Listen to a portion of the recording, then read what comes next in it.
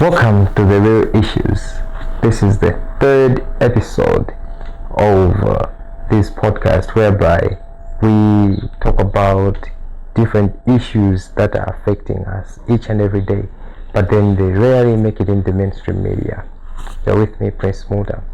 So today I've brought you another guest, and today we're going to talk about the issue of suicide. Just like the last time, I talked to a certain guy who was in a situation and he was thinking of committing suicide, but then he changed his mind after his friend came over to his place and he was open to him, and then they talked to the point that he changed his mind after having a rope in his room so that he could have used it, but he never did. Thank God he's still alive. So today I have another guest. We're going to hear her story. Actually, I'm lucky today. I have a lady in this program. We're going to hear her story. So stay put.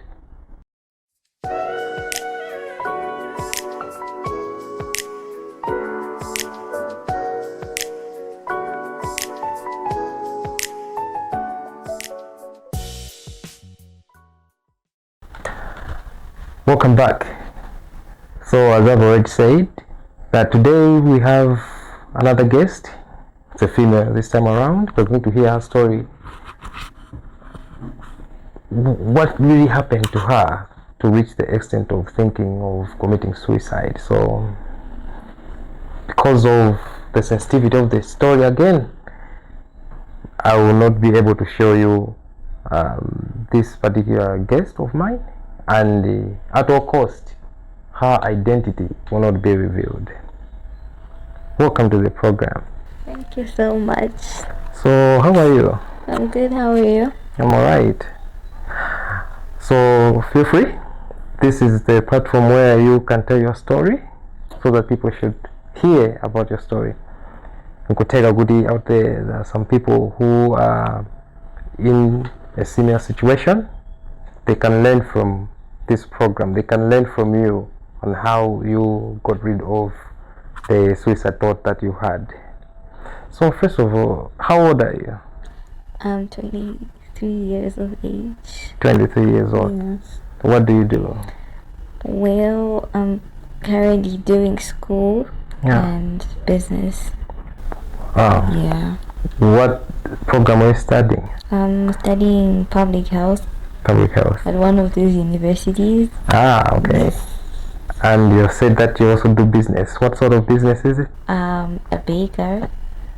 Wow. Yeah, I bake food, catering. Yeah. Yeah. Okay. So how is business so far? Business is okay. It's okay. It's fast, slow sometimes, but it's just fine. Ah, at least I know I have a baker in this program today, so we're going to have cakes after the program. Most definitely. Most definitely. All right. So, what's your story? What really happened to you? What can you tell us today? Well, basically, take it from the time I was young. Yeah. Yes. So like I grew up in I don't know how I can say it, in a Muslim home. Like, okay. I'm half Muslim, half Christian. Okay. So my parents separated when I was really young. When I barely knew anything. Yes. So I grew up with my dad and my grandma in that process. My mom went back home. Yes. But as time went by, I started staying with both of my grandparents. But mom decided to take me back, and I started staying with my grandma. Yeah. As time went by, we're going to schools, in short, my parents were just not available. My grandmother was the one who was available. Yeah. So she was the only one you could talk to, like she was ready and available for you. She was there, but like as a child and just seeing her taking care of other kids apart from you was just something. So we had like a beautiful childhood, but at the same time you had to like see all those things happening. All those things were growing up happening, but everything was fine. And primary happened, we went to secondary school. So my mom is married. My mom is married, and my dad is Muslim, so it's just more than one wife. So I wasn't staying with my mom. I was still staying with my grandma. So like I'd visit my mom here and there, and 3 years later after our marriage, I think I had another baby. I was still with my grandma. So later on, my parents decided to take me back home to stay with my mom and my stepdad. It wasn't the best experience ever. So I was in a place where I was not seen. And I believed so much changed about my mom since she was married. The baby. So I assume you are the firstborn. I am the firstborn. So these were things that I was seeing as a child. That if I need something, it was so difficult for me to tell my mom that I need something. So luckily, school was pretty close to home.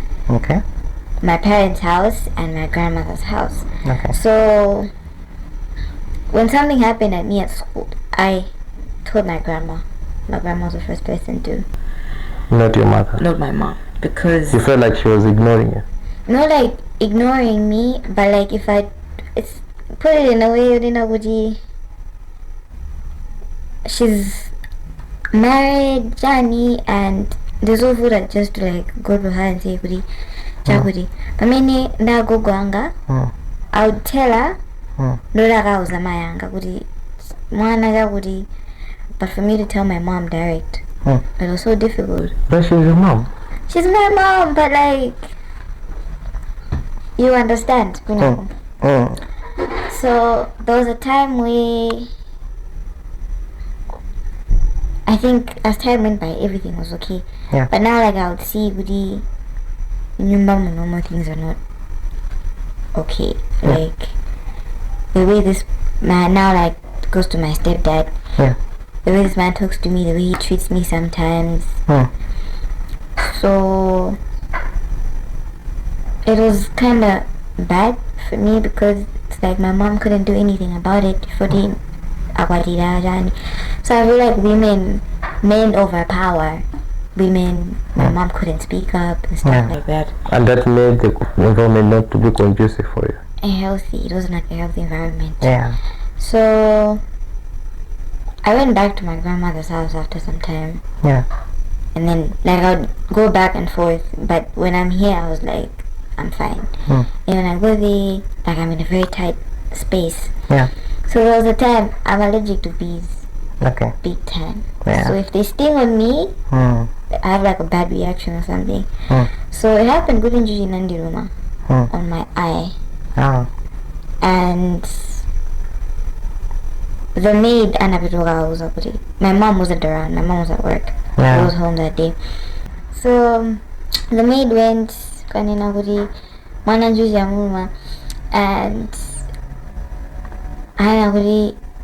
agoni akamazuka akalali wino. That was her response. That was his response. And now the maid is like freaking out because my mom is not home and there's nothing she can do. He's the only person at home. He has his car. He can go to the hospital. And this happened in the morning. And my face was very swollen. Very. I couldn't see. I couldn't pretty much function. And started washing his car pretty much around 4 or 5 in the evening. So when my mom got back from work, but she had other things to do that particular day. So it's home, she sees me and then she's like, Mwana sumamona. I thought it wasn't that bad. we need to rush to the hospital because this might have a big effect on her. It's muscle. Yeah. And he actually said, no, I'm fixing my car. Okay. So I was informed too that time. It was really bad. My mom had to clear up her car because it was a bus full of food stuff. She had to clear out and then we had to rush to the hospital. Yeah. And this was at around 8. And luckily I got the help that I needed. Left the hospital the next day. So this thing has always been in my head. Why did he say no? Like I was in a very bad situation. Yeah. So as time went by, I love being around my siblings, my friends. Yeah. I went to my cousin's place. Then my dad showed up. My biological dad. Yeah. He showed up and he found out that my dad came through at my cousin's place. He went physical with me. He told me to leave his house, and I was wondering why he's mad. But still, all these things were happening. I couldn't get any answers. And I believe I kept on, pushing myself. Like I was actually in a tight spot, but for me to like open up or tell my grandmother about it, there's another cousin who's over there. Just hanging there, as parents say, hanging there. Yeah. So for me, as a child, I had to listen. I had nowhere to go. Yeah. Then Form 3 came in, started talking about boarding school. I was so happy. Fine, bullying, whatever people said. I was like, it's not gonna happen. So my grandmother said, as I be the guy from 3, I be the from 4. But I be the from 4 until I'm at the So before that, there was an incident that happened Guanga. Okay. And I think I came back home late. So my grandmother doesn't believe in kumenya mwana. Kulibuno agoyankule, not get physical with you, because she believes if you keep on hitting the child doesn't listen still. You keep on doing the same thing over and over until you get tired. So I went home late, and I don't know who told my stepdad. He came back, he actually went physical with me. It was really, really terrible. Okay. And my mom was out of town. And every time these things happened, my mom was not there. So when your mom was around, he was okay? He's not okay, but like he throws shade in my face. Even when your mom is there? Yeah, but it's like my mom can't, as I said, power. Does nothing about it. She really can't say anything. I mean, you really can't talk because, as I give you, some people are like in proper homes, both parents are there and they haven't experienced that. So I wasn't talking about it. Yeah. So when I told my grandma about it, she kind of helped me get through it. Until, like, I was actually debating. Now that's when I was like, I think I need to go to boarding school.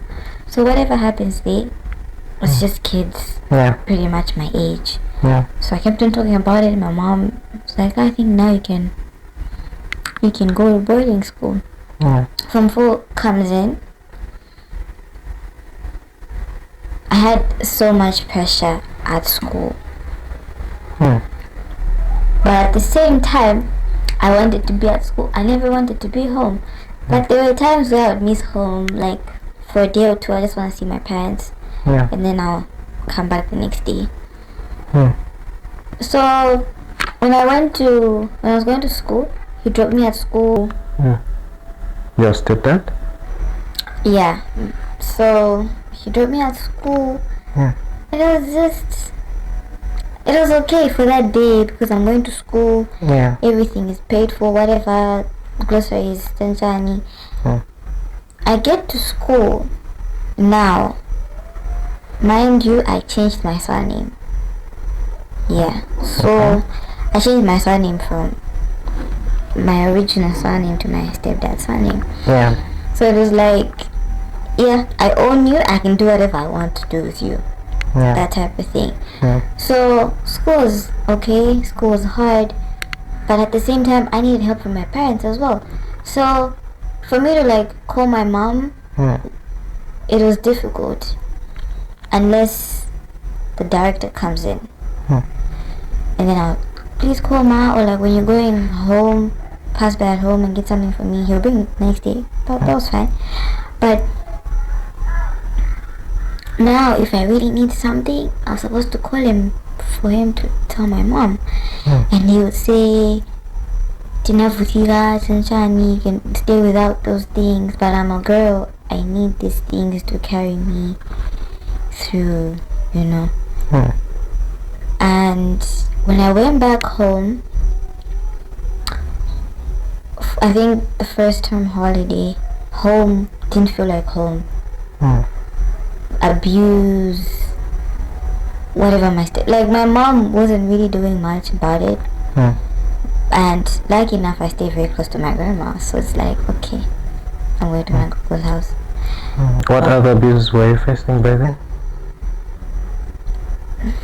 He would say something like, and he only stays with me because he married my mom. I was not allowed to watch TV. I wasn't allowed to like be in his car. The only time he would act normal, kukabwera antu. You know that thing, mana jani, yeah, stuff like that. But I wasn't allowed to have friends at home. I wasn't allowed to go out. I wasn't allowed to watch TV. It was just when you wake up, do your chores, go in your room.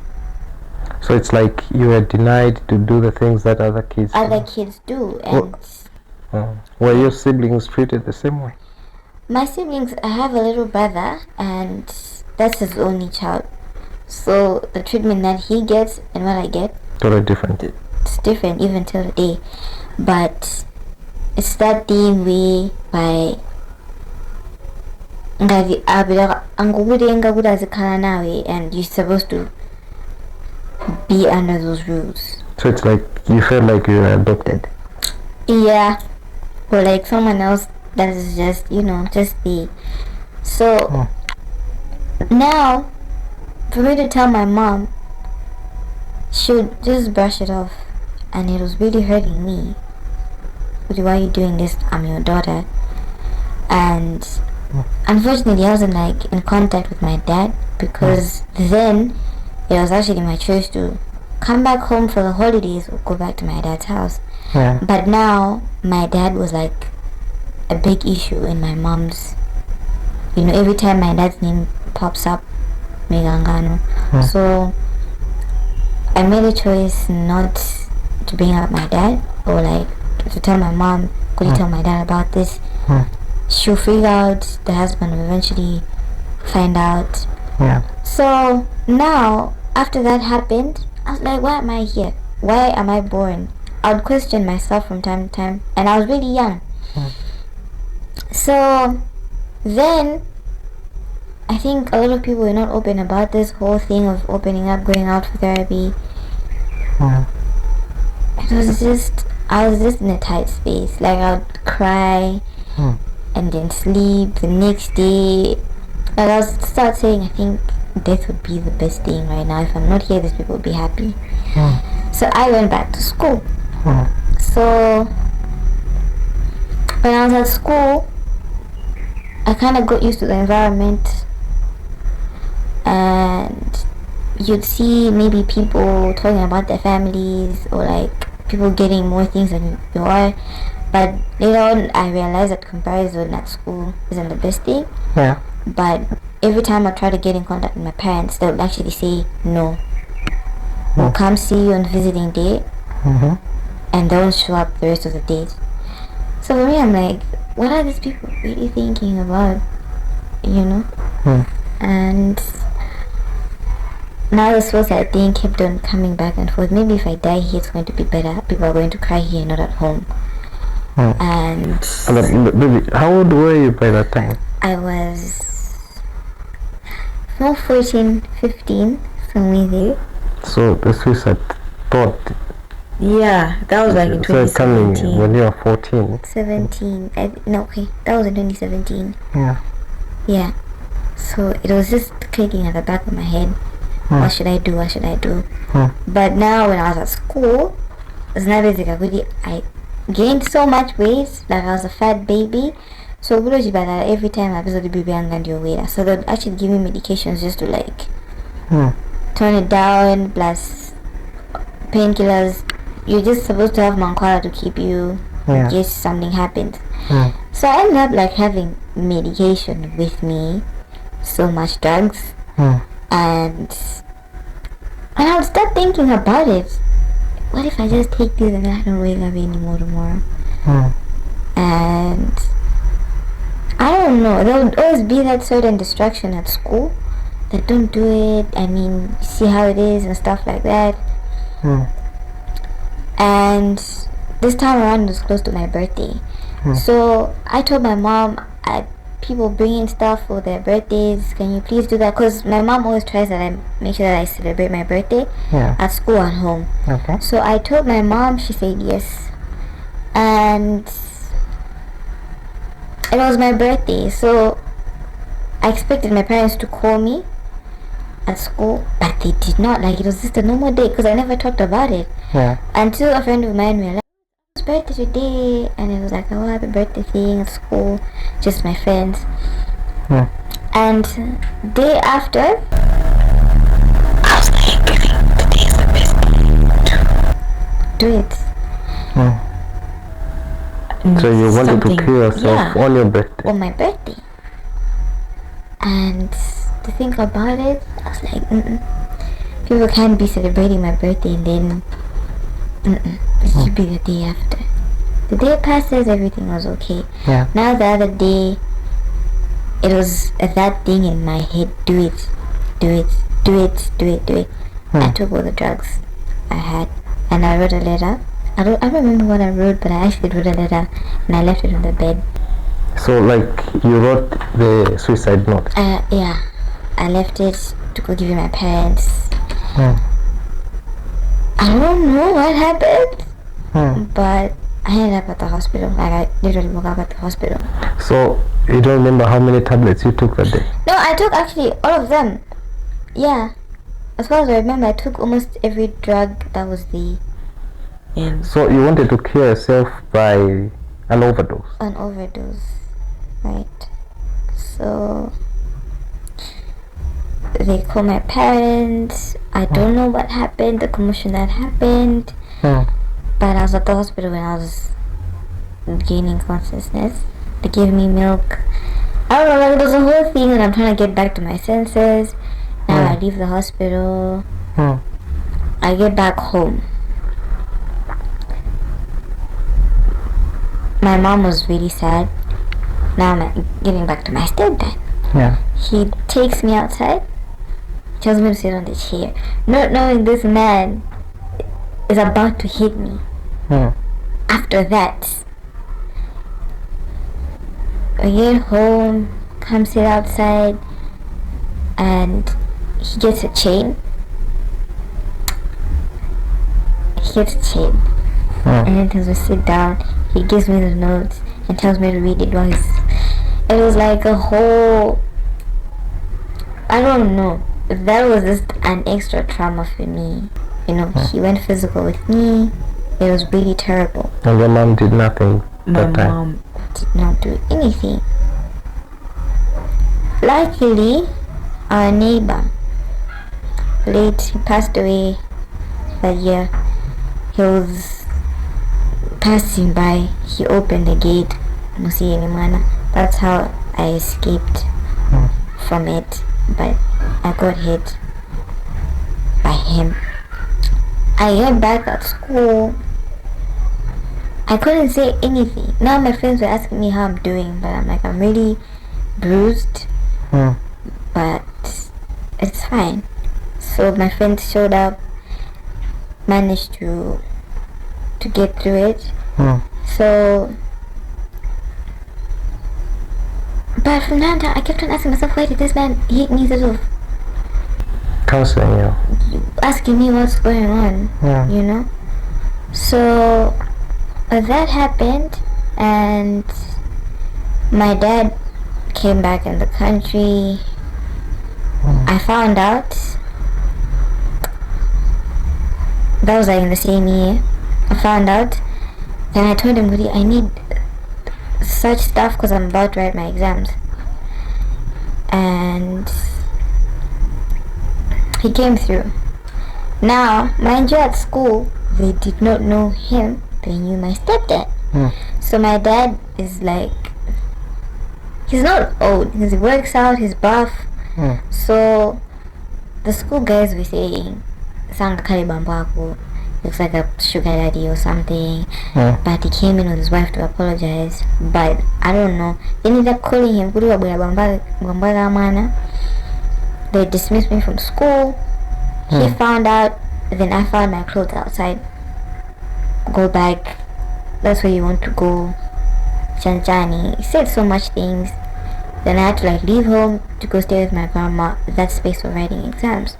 So I was in a space where I have to like focus on my education, my exams, and home. Like where will I go? Because I need to go back home.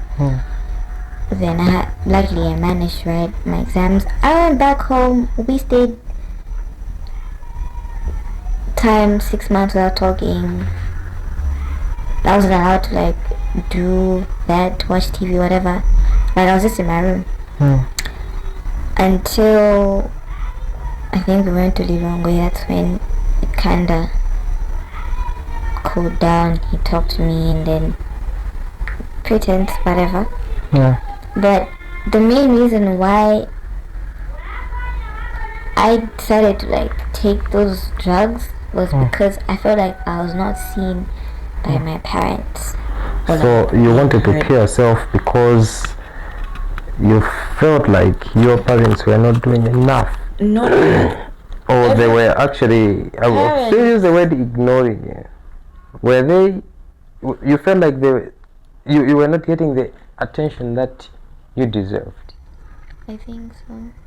But to say that enough would be like, okay, they sent me to school and like providing, that's enough. But then the attention. Not just the attention, but you're at a point where you need something. They tell you no, and the baby cries for something bigger than that.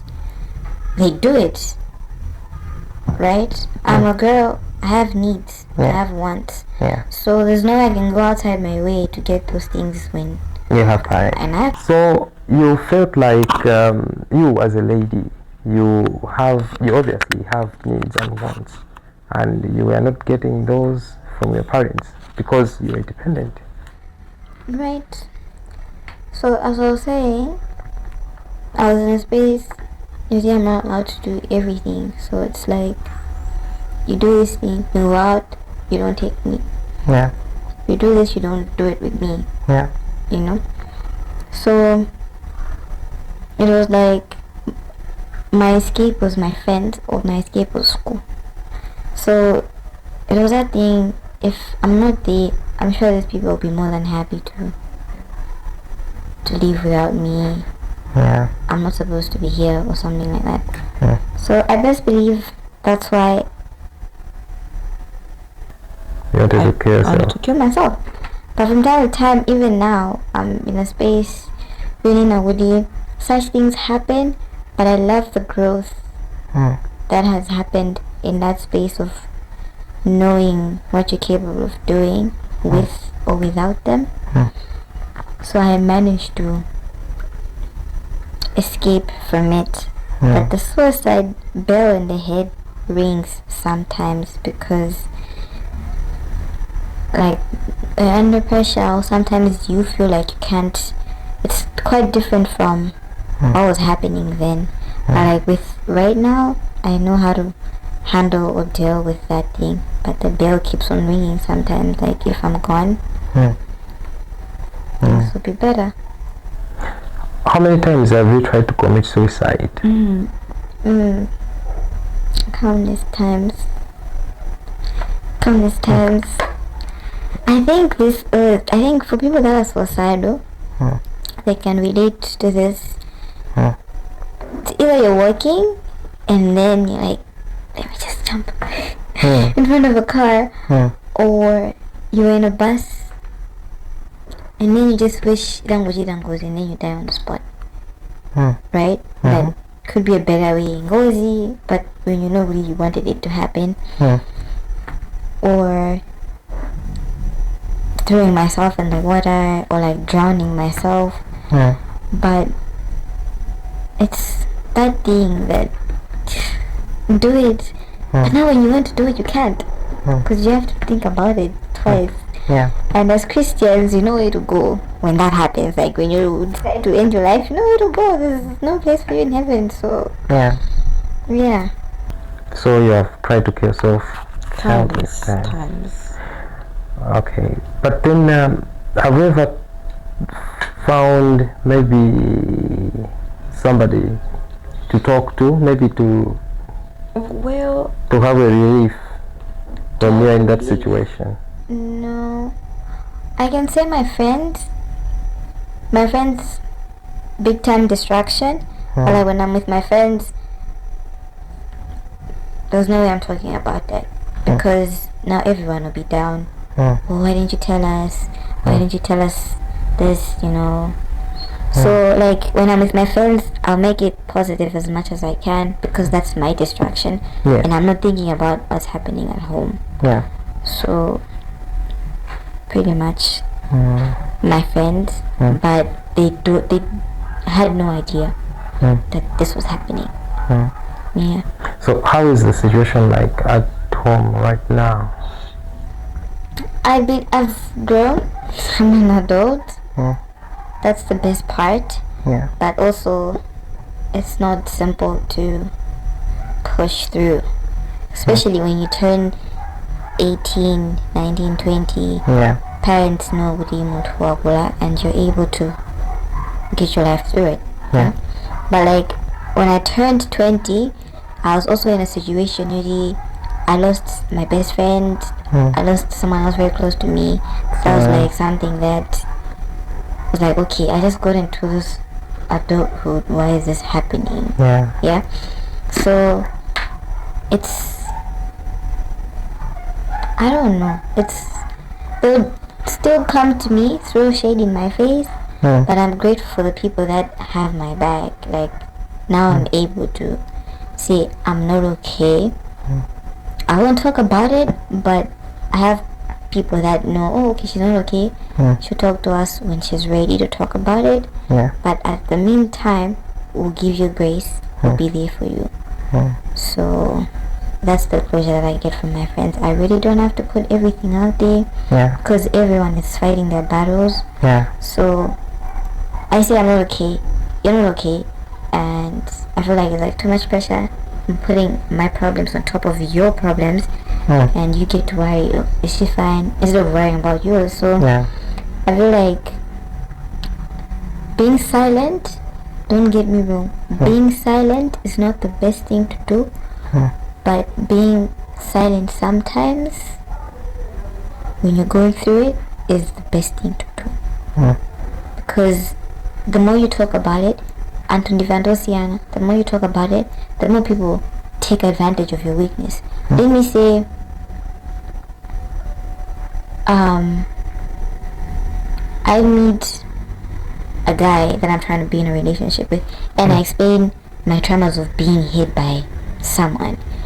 And this person will take advantage of those traumas that I have to get to me.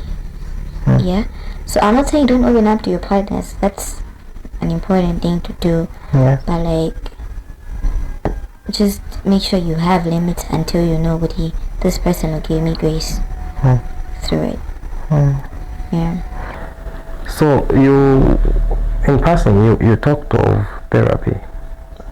You are on therapy right now? Yeah, I'm currently doing therapy. So back in 2022, in July, I met a friend of mine. So this person knew how I grew up, how my stepdad is. So he was like, why don't you try therapy? Because if you can't talk to any of us or talk to your grandma because she's getting old, baby issues, you can't be there explaining whatever was happening in the past because she'll start freaking out. Why don't you just try talking to a stranger, someone else that you barely know, you just know their name and their work? And I was like, okay, I'll give it a try. He referred me to some lady, and this lady helped me out. She would it was like a class pretty much. She would explain that if this happens, this goes by this goes by that, and you explain your situation, and she would tell you when that happens. In therapy, you're supposed to do this, supposed to do that, or find people to talk to, or find a good distraction, read a book. So when I was doing that, it really helped me because I was talking to somebody else that won't just go out there and say, oh, this girl is going through that. I barely knew her, and she wasn't from Malawi. So she helped me through August, September, October. I did therapy for 3 months, and I was back in my senses. I would know if this is happening, I'll do this. If this is happening, I'll do this. So sometimes I'll talk to her on the phone. She'll ask me how I'm doing. But therapy is something that I think a lot of us, when we start therapy, you don't need to stop until you feel I can get through it. But therapy is something that if you have any problem, any suicide problem, it's good you talk it out with somebody else. Could be a friend, it could be a pastor, or anyone else that you feel like you can talk to. Because everyone has problems, but I feel if you have someone else that is willing to listen, they can be a hero in that situation, but they're there to make it better, to listen and make it better. Other people say that having a suicide thought is something spiritual. Would you agree with that? I don't know. I'll lie, but for me it's something. I think I'll take it as a yes, because it's like a demon. I think it's like a demon that pushes you to do it. It's the same thing that Juanda Jumama Juanda Jumamo. Avasiyama Pidaso. So it's that thing, goody. Chimangu Bera Muduri. Do it. If you're feeling like this way, do it. So it's like a bell that rings from time to time, and there's also a Sunday daily. So I feel like that's why people just end up doing it to get rid of that voice in their head. Okay, I think I'm too damn tired. Do it, and then they've done it. It's too late. But do you think it ends the problems that one has? Makes or it creates problems to the people that are behind? Okay, so I think the main reason why people they want to commit suicide, they want to be at peace. They just want, let's say you're struggling with education, your grades, Johnny. Your friends are passing. And then you keep on failing. You actually don't see your worth, or you don't see yourself working hard. So it's that thing where I don't want to be here anymore. I just want to go. I need to be at peace and not think about these things. So it's that thing, you just want to be at peace. So you don't want to think about it. So we believe when you die, you're resting until judgment day. So I think people will just only think about that day. We don't think about when God is going to say, why did you do this? So you just want to be at peace for that particular time. But it's not easy to battle with that voice in your head. It's not easy.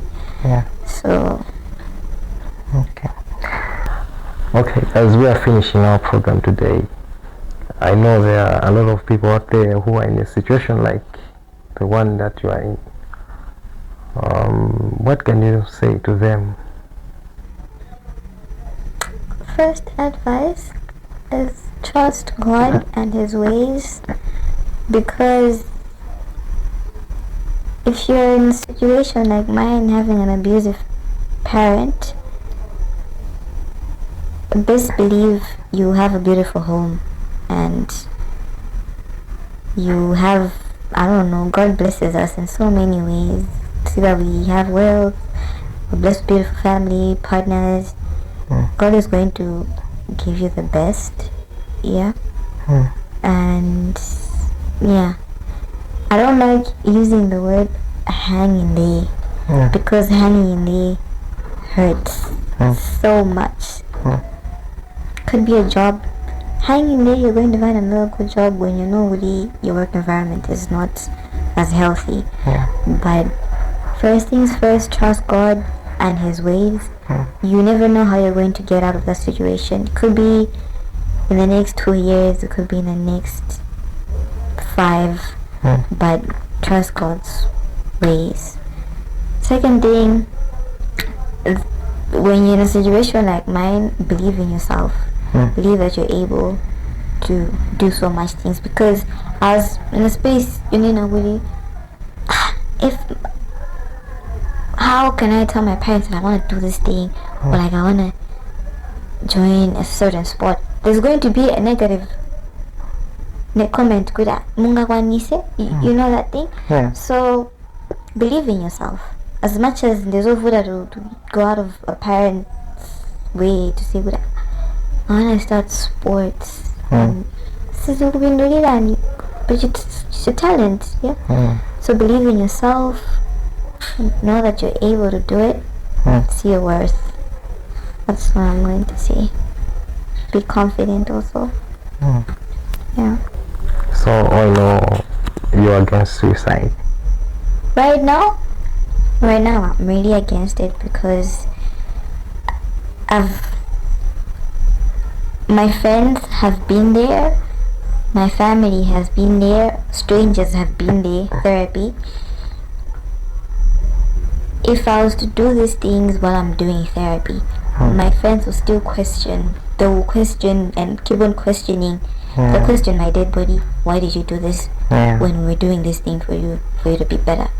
So best believe, don't leave those questions to your parents. Parents will live with regret their entire life. Your friends will live with regret their entire life. It's the same way we all get shocked. You know, we question Why? You keep on asking yourself that question until someone else decides to do it again, and then you keep on asking, and that question is always in your head, why? So living with regret is something that I don't want the people that I love to go through. So right now I'm really against all of that, as much as sometimes it rings unexpectedly, but it's not the best thing to do. Yeah.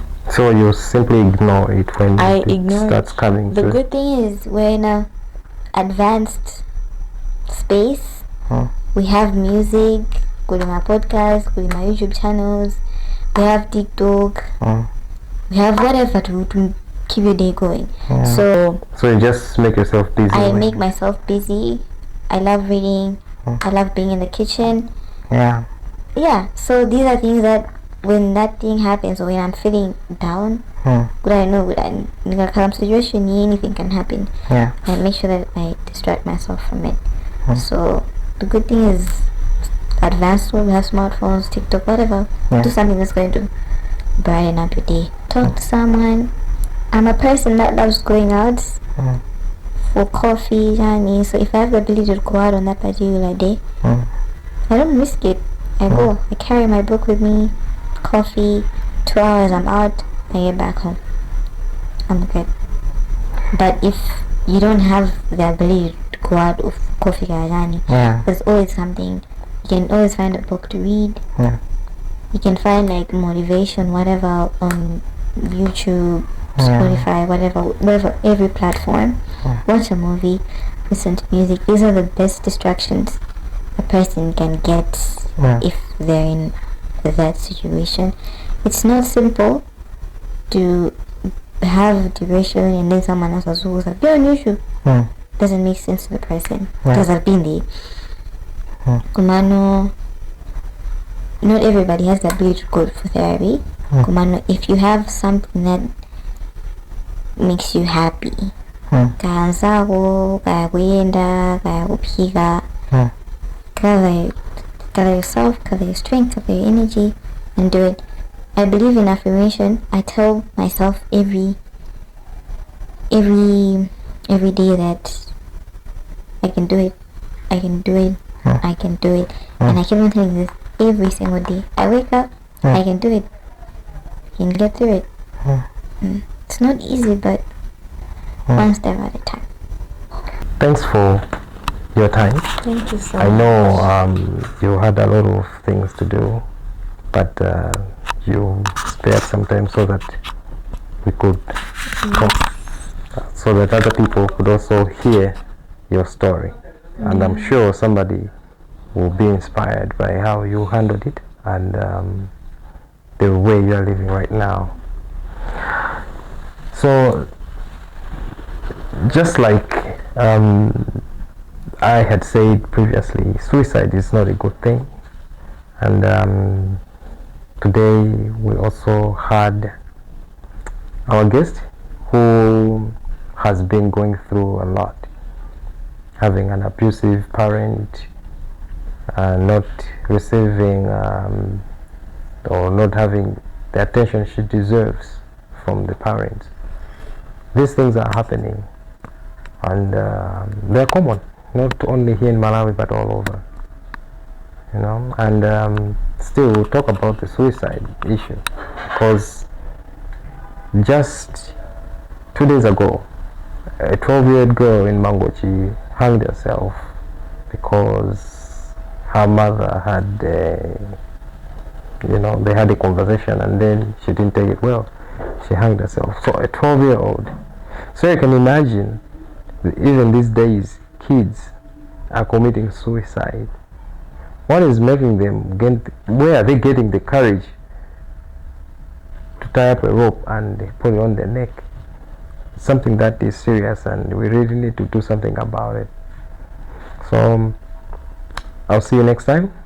Remember to subscribe on the YouTube channel, The Real Issues, and also like the Facebook page. See you next time. And you were with me, Prince Mota. Stay safe and say no to suicide.